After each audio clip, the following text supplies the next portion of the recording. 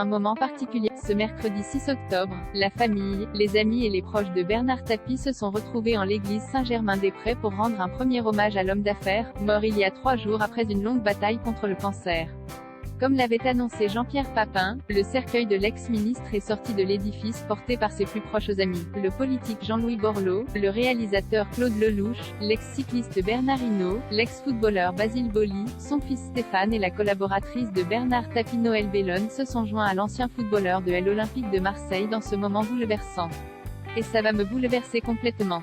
Ce n'est pas anodin, assurait déjà Jean-Pierre Papin, quelques heures avant la cérémonie, dans les colonnes de la Provence. Il faut dire que pour lui, Bernard Tapie était un homme très important, une figure paternelle.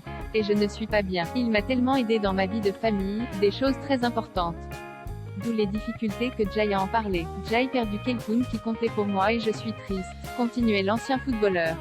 Pour ceux qui l'ont aidé à porter le cercueil de Bernard Tapie aussi, ce moment a dû être spécialement touchant puisqu'ils ont tous vécu des années d'intense amitié avec l'homme d'affaires. Comme Jean-Louis Borloo, présent lors de ces derniers instants. Dans Touche pas à mon poste, il a décrit une scène où Bernard Tapie était entouré de 3 de ses 4 enfants, Laurent, Sophie et Nathalie, a demandé à son fils d'aller chercher ses chiens avant de prendre la main de Jean-Louis Borloo. Il se faisait caresser par Dominique, et puis il a eu une petite commissure au coin des lèvres, et puis il m'a fait un clin d'œil, racontait l'homme politique.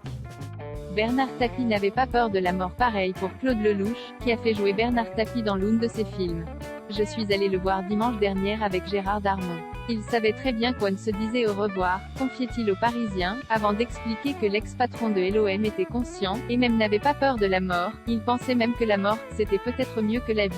Aux côtés du clan de Bernard Tapie, de nombreuses personnalités ont tenu à être présentes, notamment Nicolas Sarkozy, Brigitte Macron, Lynn Renault, Pierre Arditi, Michel Drucker, Didier Barbelivien, Basile Boli ou encore Benjamin Griveaux.